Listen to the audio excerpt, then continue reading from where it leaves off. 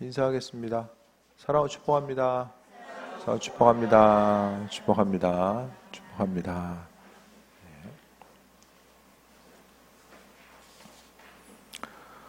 비 오니까 많이 습해진 것 같아요. 그렇죠? 더위에 취약하신 분들 좀 계신데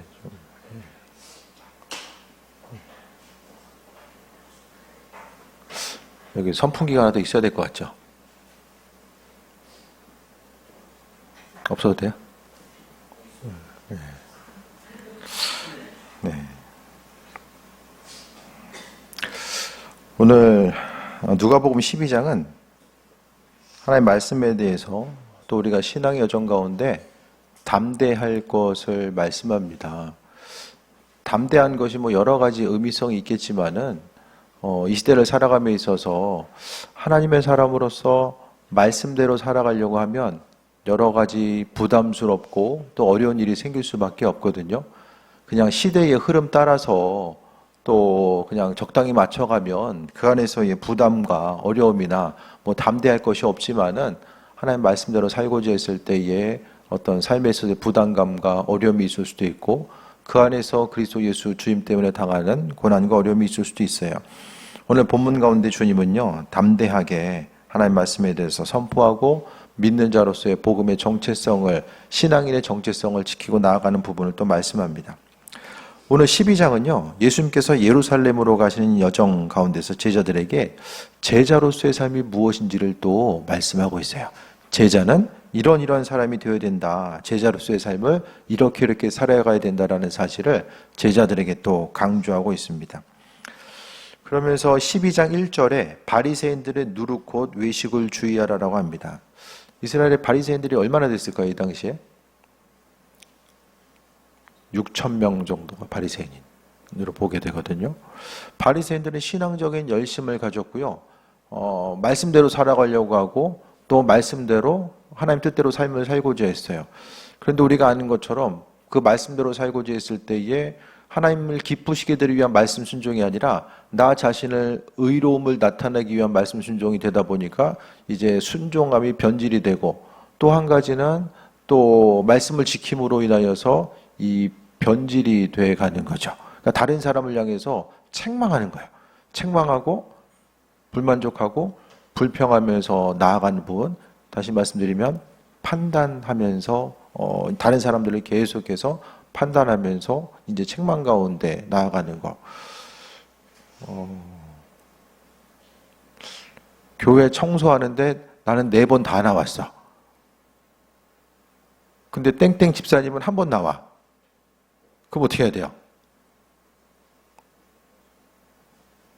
나도 한 번 나왔으면은 옆에 한 번 나오면 아무렇지도 않아요. 나는 4번 다 나왔어요.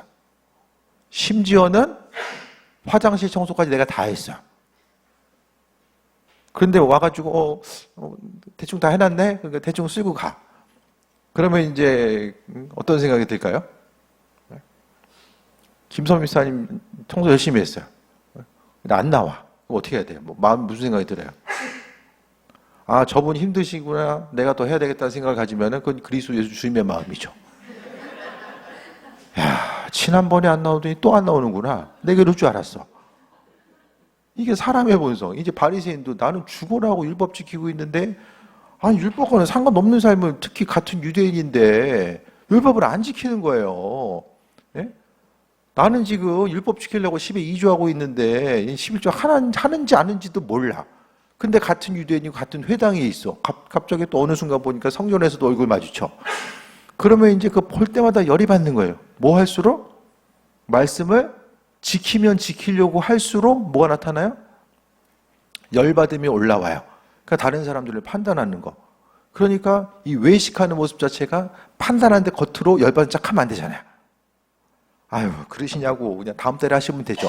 근데 속으로는 너 내가 두고 볼 거야.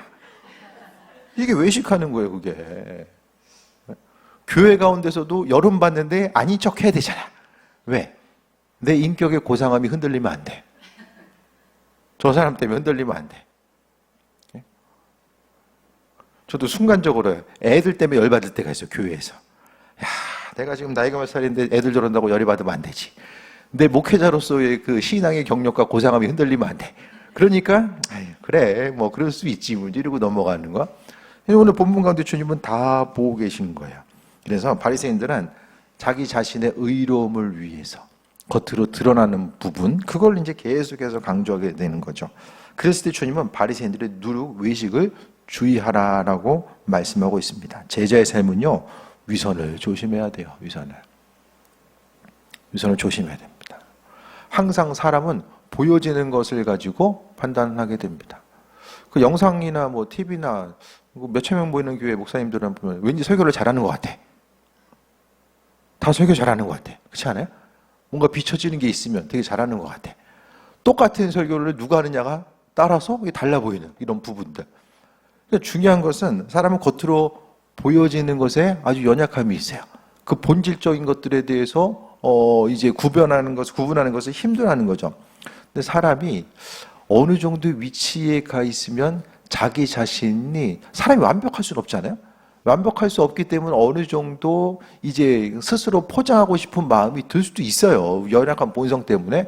하지만은 본질이 아닌 것을 알면서도 계속해서 포장하고 더 포장하다 보면은 이제 위선적인 모습이 나올 수밖에 없어요. 교회에서는 다 그리스도 예수 주임 닮은 의인이야. 집에서는 더 의인이야. 그죠?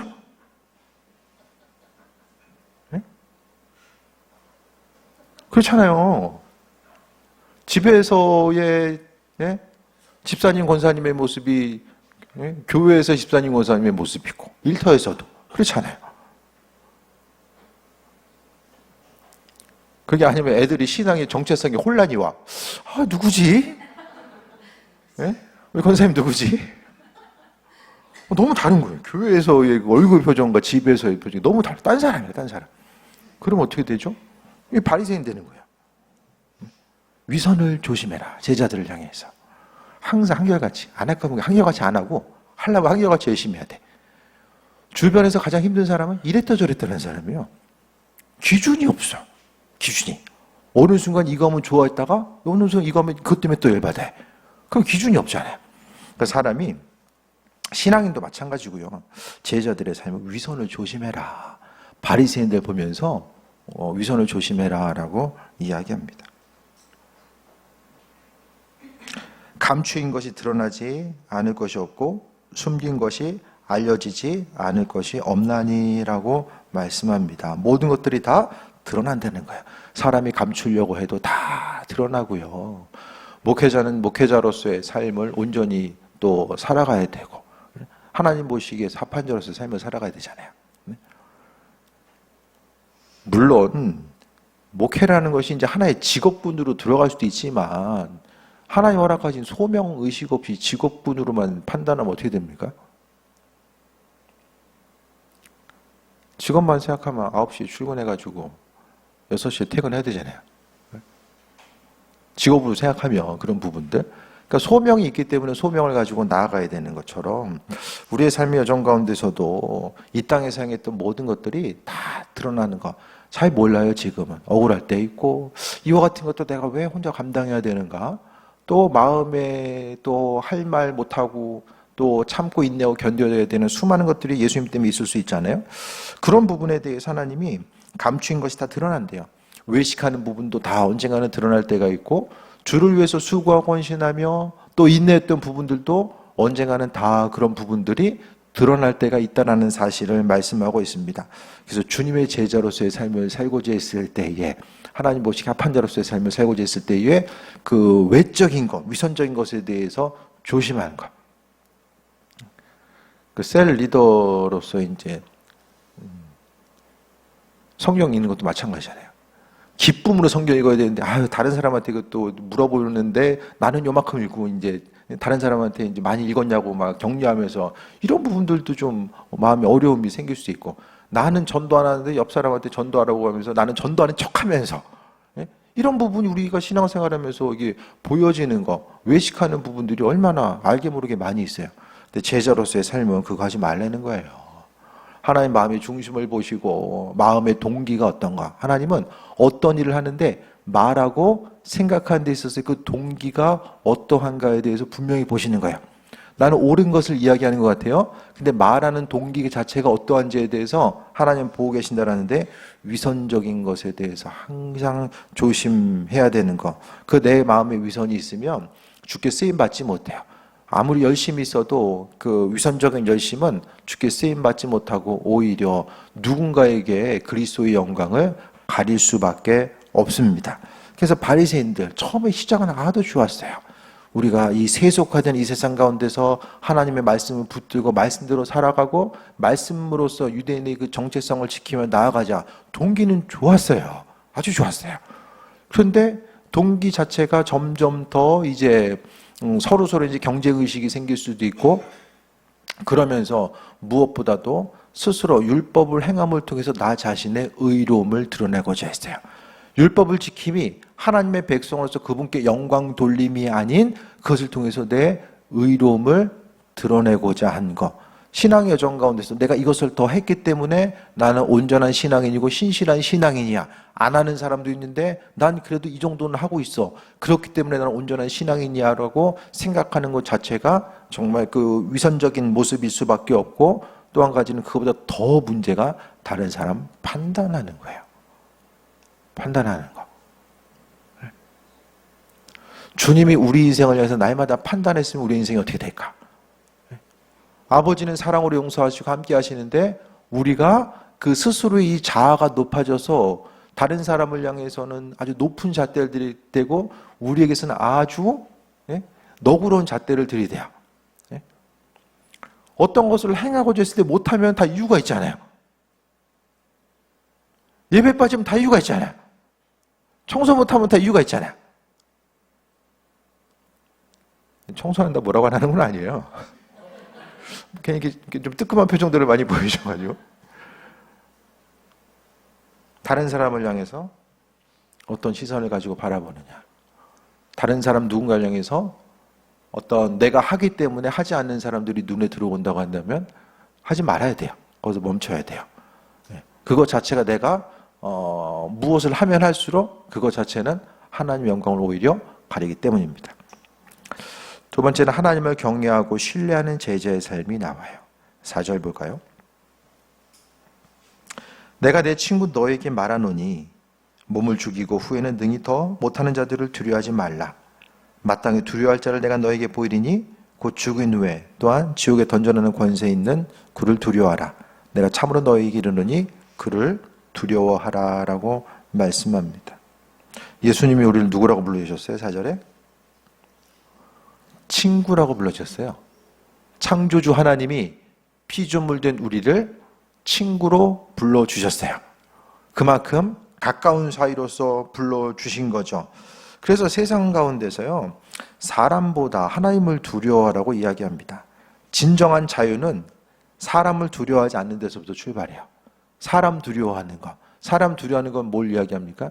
다른 사람들을 주님보다 더 의식하는 거예요. 그리고 내 힘과 능력의 원천, 내가 기쁨으로 삶을 살아감에 있어서의 원천을 사람에게 두는 거예요. 저 사람이 나에게 도움이 되고 저 사람이 있어야지만이 내 인생이 유익하고 편안한 방향으로 나아갈 수 있다고 생각하는 그 모든 것들에 대해서 이야기합니다. 사람이 두려워하는 이유, 다른 사람을 두려워하는 것은 하나님을 충분히 경외하지 못하기 때문입니다. 그래서 하나님을 의식하면서 삶을 살아가는 것. 우리가요, 주님만 의지하다 보면요, 주변 사람들 보기에는 참 미련해 보이거든요. 어떻게 믿음 때문에 좀 더 참 미련하다. 어떻게 그걸 그렇게 계속 생각하고 있냐? 아니면 그걸 어떻게 계속하고 있냐? 미련하다는 소리 좀 들어보셨어요?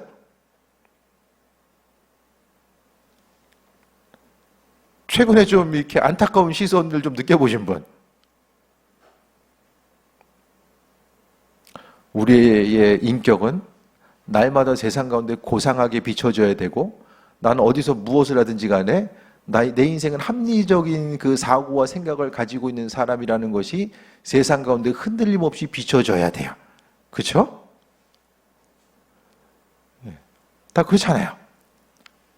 그래서 우리가 세상의 시선 때문에 때로는 믿음으로 선포하고 또 마음에 있는 생각들 또 내 믿음은요 입술로 선포하는 것을 통해서 확증이 되거든요.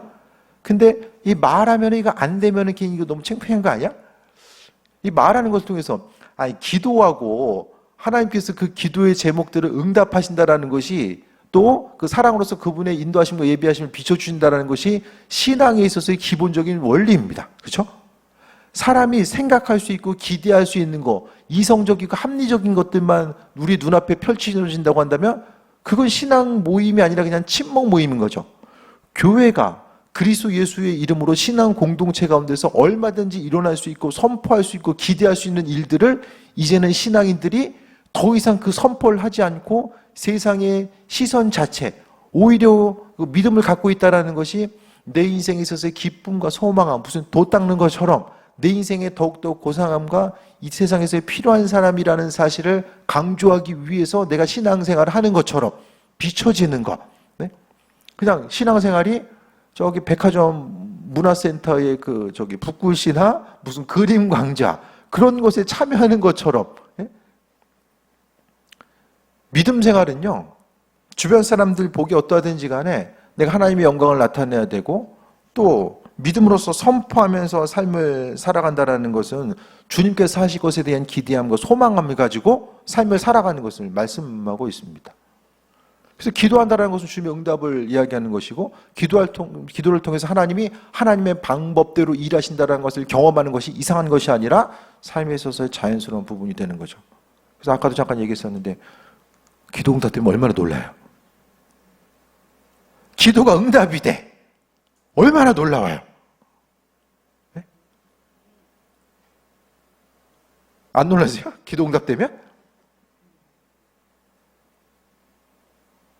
참 그게 진짜 아이러니 같아. 교회에서. 네? 야, 기도 응답됐네. 교회에서 기도 응답이 신기한 것이 되어야만 합니까? 이 신앙 공동체 가운데서? 그러니까 하나님이 나는 기도하는데 왜 일 안 하시지? 그게 아니라 아버지 일하심에 대해서 얼마나 믿음으로 확증하고 선포하고 주변 누군가를 향해서 이런 문제가 있는데 내가 기도하고 있고 하나님 해결하실 거야 라든지, 예? 우리가 기도해야 되는 수많은 것들이 있잖아요. 그러니까 그 기도라는 것이 신앙 공동체뿐만 아니라 각각의 우리의 삶의 여정 가운데서 얼마나 나눠지고 있는가? 그것을 이야기합니다. 그것이 바로 하나님을 경외하는 제자의 삶이라는 것을 말씀하고 있어요. 하나님 두려워하는 것은 하나님 의식하는 것이고 아버지의 주권 가운데 내 삶이 이루어지고 있음을 기억하는 거죠. 근데 사람이 하나님의 사람들이 사람을 또 두려워하고 사람들을 또 의식하고 그 시선에 더 민감하게 반응하는 거예요. 다른 사람들이 난 어떻게 생각할까? 내가 이렇게 행동하는 것 자체가 세상 가운데 어떻게 비춰줄까? 그것을 더 의식하다 보니까 하나님의 영광과 일하심과 예비하심을 발견하는 것이 점점 더 힘들어질 수밖에 없다는 거죠. 하나님 어떤 분이에요? 6절에 나와 있는 것처럼 참새 5마리가 두 아사리온에 팔리는 것이 아니냐. 그러나 하나님 앞에는 그 하나도 잊어버린 바 되지 아니하는도다. 하나님은 잊어버리지 않으신대요. 우리는 잊어버려도 우리가 무슨 생각을 갖고 있는지 어떤 신앙의 동기를 가지고 나아가고 있는지 주님은 다 기억하신다라는 거죠. 그래서 주님만 의지하는 것이 제자의 가장 중요한 자세입니다. 그래서 주님은 기억하신다. 잊지 않고 우리의 삶의 주인 되셔서 모든 것을 다 기억하신다. 그래서 주님만 의지하는 삶을 살아가야 되는데 우리는 안 될 것을 대비해가지고 나름대로의 계속해서 안전장치를 만들고자 하잖아요. 이거 기도하는데 이거 안 되면 이렇게 해야 되는데 그래서 계속 안전장치를 만들어가는 거예요. 그 안전장치가 우리에게 있어서 때로는 하나님의 일하심과 인도하심을 경험하지 못하게 하는 하나의 걸림돌로 작용될 때가 있다라는 거야. 그래서 담대하게 복음을 전파하는 이 제자로서의 삶을 살아가야 되는데 사람을 두려워한다는 것은 누가복음에 있어서의 이 초대교회 공동체는 말 그대로 복음을 전하다가 끌려갈 수밖에 없는, 안타깝게 고통당할 수밖에 없는 이런 환경들 자체가 우리에게 이제 어려움으로 신앙 공동체는 있을 수 있고 지금도 마찬가지잖아요. 그리스도 예수 주님을 전하기 위해서는 내 마음 속에 있어서 내려놔야 될 부분들, 부담으로 자리 잡고 있는 부분들. 그렇다고 뭐 우리가 이 땅에서 그리스도 예수를 주님을 전하는 것 때문에 어떤 고통과 고난을 경험하는 건 아니잖아요. 여기서는 실제적인 고통과 고난의 문제를 주님께서 미리 말씀하고 있어요. 그러니까 이 땅에서의 수고와 헌신, 또 사람을 의지하지 않고 하나님을 의지하고자 했을 때 믿음으로 결단해야 되는 그 순간순간을 하나님께서는 기억하신다라는 거예요. 주께서는 기억하신다라는 거. 그러니까 창조주 하나님이 우리가 행하는 한 가지 한 가지를 기억하시고 은혜로 함께 하신다라는 자체가 우리에게 있어서 항상 기쁨과 소망함의 모습이 되어야 됨을 말씀합니다. 그래서 우리가 지금 무엇을 의지하는가? 무엇을 의지하는가? 여러분이 마음속에 생각하고 중심을 두고 있는 거 그냥 주님 한 분만 의지하며 살아가는가? 아니면 계속해서 또 다른 방법, 다른 것을 의지하며 살아가고 있지 않은지를 돌아봐야 됨을 말씀드립니다. 그래서 하나님을 경외하고 신뢰하는 것. 신앙도요, 습관적인 부분이 중요합니다. 어떤 일을 만났을 때에 하나님 신뢰하는 훈련이죠, 훈련. 내가 한 번 더 믿음을 보여드리고 아버지께 인도하심 받아 나아가는 것. 그러니까 우리의 마음의 중심을 어디에 둘 것이냐, 그 부분이 더 중요한 거예요.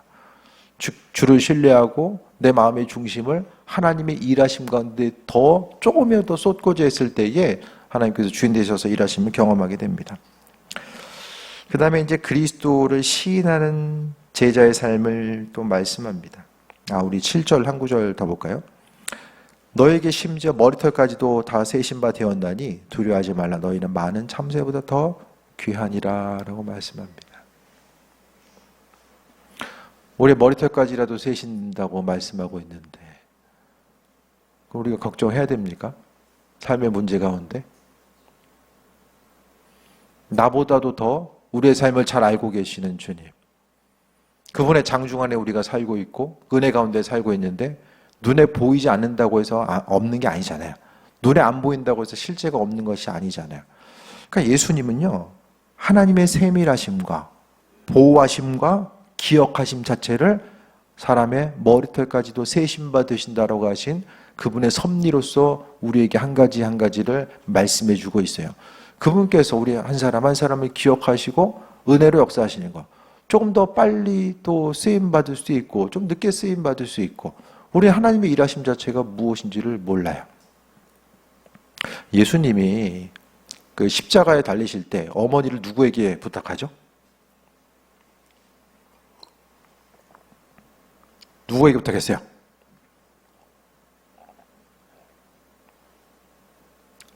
틀린다고 뭐라고 안 할 테니까 좀 틀려도 돼요. 뭐 공부 시간도 아니고.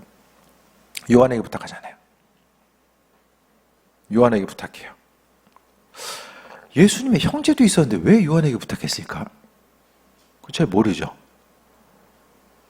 그런데요, 요한이 이제 사도행전에서 보면은 예수님 이후에 사도행전 보면 요한이 어떤 일 하죠?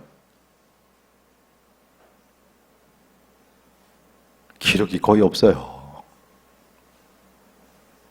기록이 없어요. 마리아 돌본 것 같아요.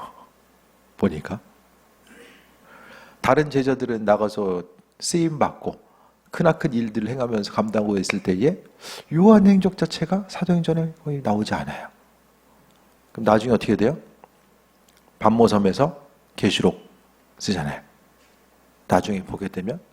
그러니까 하나님의 일하심 자체가, 그 사용하심 자체가 우리의 생각과 기대와는 다를 수도 있어요.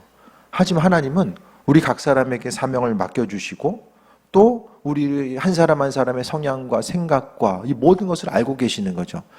그러니까 우리의 삶의 여정 가운데 하나님께서 나에게 주신 사명이 무엇인가, 오늘 하루를 살아감에 있어서 주님이 분명하게 우리에게 주신 사명이 있을 텐데 그 제자로서의 맡은 바 사명을 어떻게 감당하며 살아갈 것인가, 이 빠르게 지나가는 시간의 여정 가운데서 우리 한 사람 한 사람이 어디에 마음의 중심을 두고 삶을 살아갈 것인가, 시간이 너무 아깝잖아요. 이 빠르게 지나가는 시간 가운데 하나님은 우리 한 사람 한 사람에게 머리털까지라도 세심받으신 하나님은 우리 각 사람의 성향과 성품과 기질에 맞게 한 사람 한 사람에게 주께서 사명을 맡겨주셨다는 거예요. 그 사명을 따라서 삶을 살아가는 것이 제자의 온전한 삶의 모습입니다.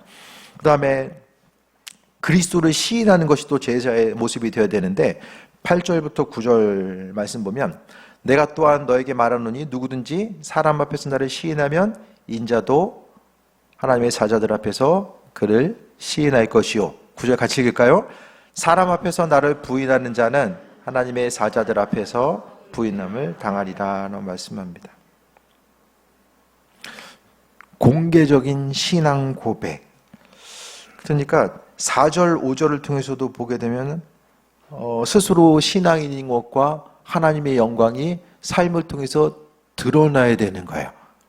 그러니까 내가 신앙인인 것이, 그러니까 하나님의, 좀 더 말씀드리면 하나님의 영광이, 그리스도 예수 주님의 영광이 내 삶을 통해서 세상에 비춰지는 거죠.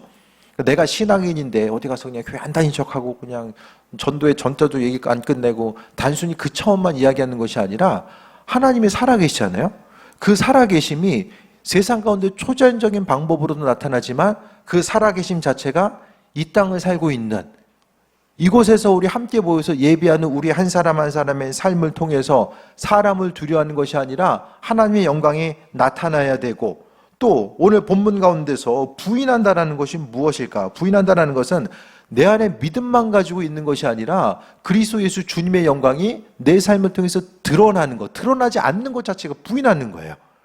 신앙생활을 오래 했어도 세상 가운데서 내가 하나님의 백성이고 주님의 영광이 내 삶 속에 머물고 계심 자체가 증거되지 않는다라고 하는, 그게 주님을 부인하는 거예요. 왜냐?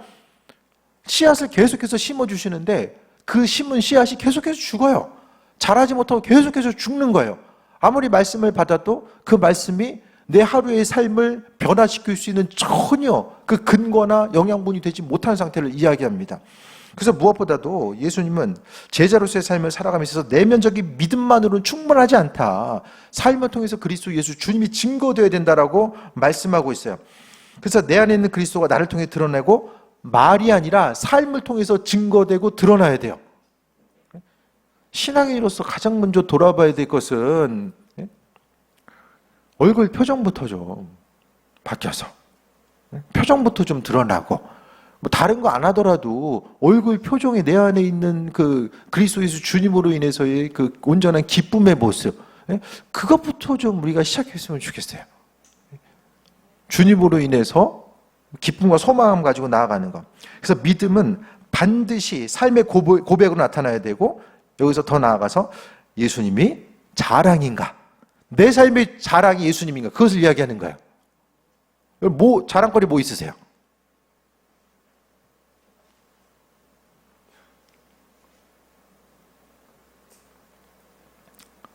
없어요? 자랑할 게 뭐 있을까요?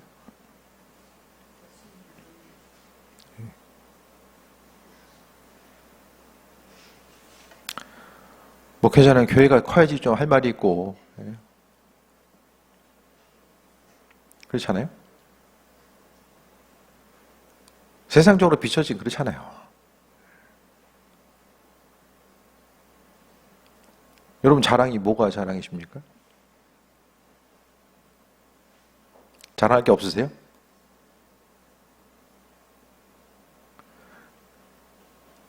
자랑할 것이 없으면 굉장히 불행한 거예요.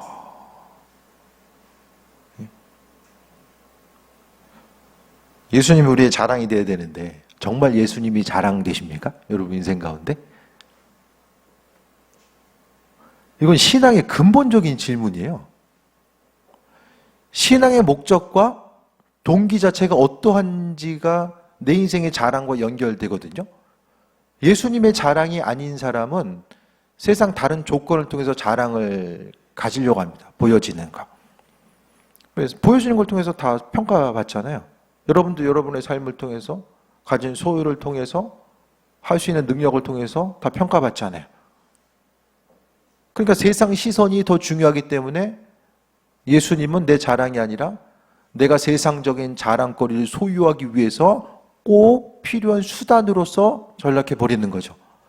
그래서 믿음의 본질이라는 건요, 세상 가운데 기쁨 가지고 살아갈 수 있는 거, 환경이 어떤지 간에 그 우울함에 빠지지 않고 날마다 기쁨을 유지하면서 살아갈 수 있는 것은 예수님이 내 삶에 있어서의 자랑인 것. 그래서 9절 보면은 8절 볼까요? 내가 또한 너에게 말하노니 누구든지 사람 앞에서 나를 시인하며, 시인한다라는 것이 부끄러워서 어쩔 수 없이 그냥 말하는 게 아니잖아요.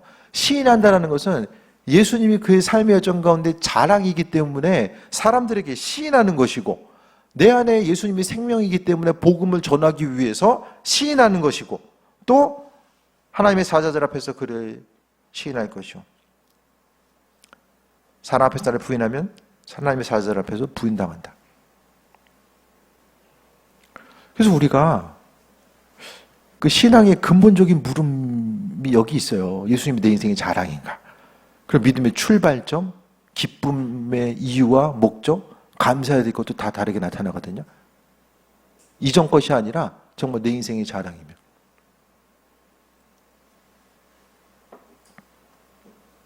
우리 인생 가운데 자랑이 예수님 되어야 돼요. 부끄러우면 뭐 때문에 부끄러우세요? 부끄러운 것이 뭐가 있으세요?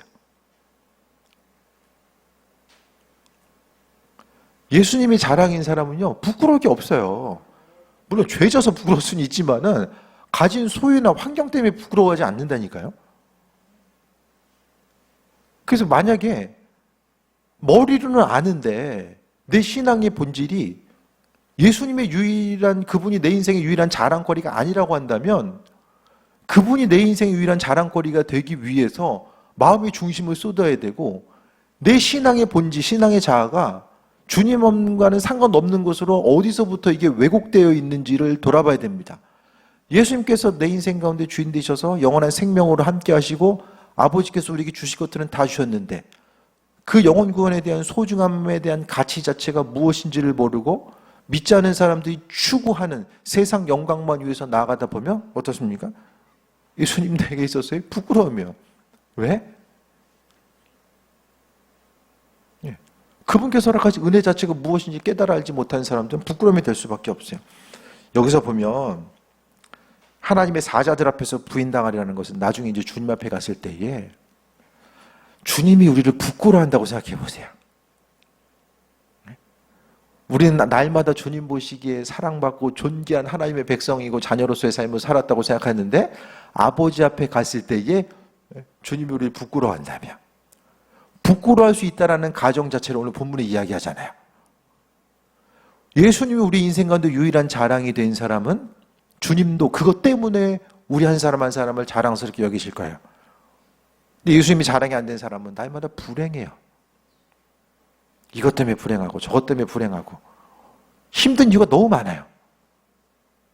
불평한 이유가 너무 많고 내 인생 가운데 이럴 수밖에 없는 이유 자체가 수도 없이 계속해서 생겨나는 거예요. 믿음의 성숙함은 예수님께서 본질 되시고 주인 되시고 그분이 유일한 자랑 되셨을 때만이 이 본질적인 부분들이 가능하게 됩니다. 마지막으로 성령을 거스르지 않는 제자의 삶을 말씀드립니다. 10절 볼까요? 누구든지 말로 인자를 거역하면 사하심을 받으려니와 성령을 모독하는 자는 사하심을 받지 못하리라 라고 합니다. 복음 증언은 사람의 능력이 아니라 그리스도 예수께서 주인 되시는 삶을 살아가는 이 모든 것 자체는 사람의 능력이 아니라 성령께서 행하신다라는 것. 예수님이 주인 되시고 또 그분만이 유일한 자랑거리 되는 것. 내 인생에 다른 것이 아니라 예수님께서 최고의 가치가 되는 것은 성령께서 내 삶을 주관하시고 함께 해 주셨을 때만 가능합니다. 왜냐하면요, 세상 영광이 주는 것도 상당히 강력하거든요. 세상 소유나 세상에서 누릴 수 있는 영광 자체가 강력합니다. 우리의 생각보다. 그러니까 날마다 우리 육신을 쳐서 복종시키고 그리스도의 예수 주님의 말씀과 성령의 능력으로 복종시키지 않으면 우리의 육신의 본성 자체가 하나님의 말씀대로 살아가는 거, 또 그분 뜻대로 움직이고 반응하는 것을 싫어해요. 우리의 자아는 우리가 생각하는 것보다 훨씬 더 강력함으로 우리에게 다가오기 때문입니다.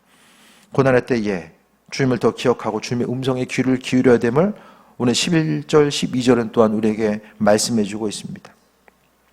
위선적인 종교인이 되지 말고 하나님만 두려워하고 예수님을 담대히 전하고 성령을 의지하는 것. 이것이 오늘 본문을 통해서 우리에게 주께서 제자로서의 삶이 무엇인지를 말씀해 주고 있어요.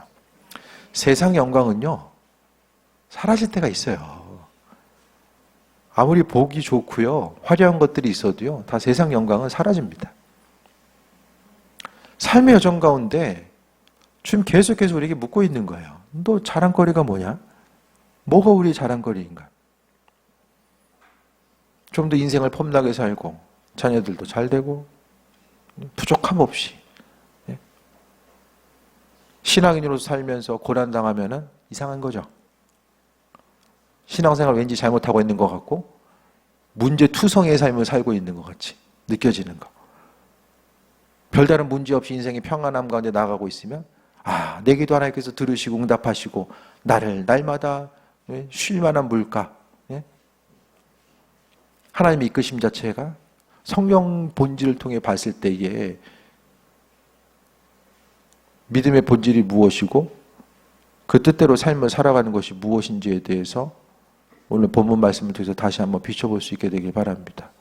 제자로서의 삶을 살아가는 것, 믿음의 여정을 부담스러워하고 부끄러워하고 주님을 자랑하기보다 내가 가지고 있고 누릴 수 있는 것들을 자랑하고 하나님의 백성으로서의 삶을 살아가는 것이 교회에 출석하고 있는 것, 직분을 갖고 있다는 것, 그거 외에는 믿지 않는 사람들과 우리의 신앙의 정체성이 구별될 수 없다고 한다면 다시 한번 오늘 본문을 통해서 제자로서의 삶, 주님을 자랑하고 예수님이 내 인생의 유일한 자랑거리, 여러 자랑거리 중에 하나가 아니라 주님만이 유일한 자랑거리가 되는 것이 신앙의 온전한 그 본질과 기초가 세워지고 그 신앙의 온전한 기초, 예수 그리스도라고 하는 그 신앙의 기초 가운데 우리의 믿음이 성장하고 또 성장해서 주님 앞에 섰을 때에 아버지께서 우리를 기뻐하시고 우리를 자랑하시고 영광의 자리에 우리를 초청하셔서 은혜 가운데 충만함을 역사하시는 귀한 삶을 살게 될 줄 믿습니다. 그리스도 예수 주님을 담대하게 증언하고 아버지 오시는 그 순간까지 진실하게 쓰임받는 귀한 삶 되시기를 축원드립니다. 기도하겠습니다. 아버지의 사랑과 은혜에 감사드립니다. 아버지께서 베풀어 준 수많은 은혜와 은총과 영광이 있지만 세상 것에 눈에 가려져서 눈에 보이는 것으로 하나님을 판단하고 그리스도 예수 주님을 판단하지 않았나 다시 한번 돌아보게 됩니다. 우리에게 선한 마음 주시고 그리스도 예수 주님의 마음 허락하여 주셔서 예수님만이 우리 인생의 유일한 자랑거리가 되게 하시고 세상 헛된 것 자랑하다가 썩 없어지지 않게 하여 주시며 믿는 자로서 아버지 영광에 존재하게 쓰임받는 삶으로만 함께하여 주옵소서. 크신 사랑에 감사드립니다. 예수님의 이름으로 기도드립니다. 아멘.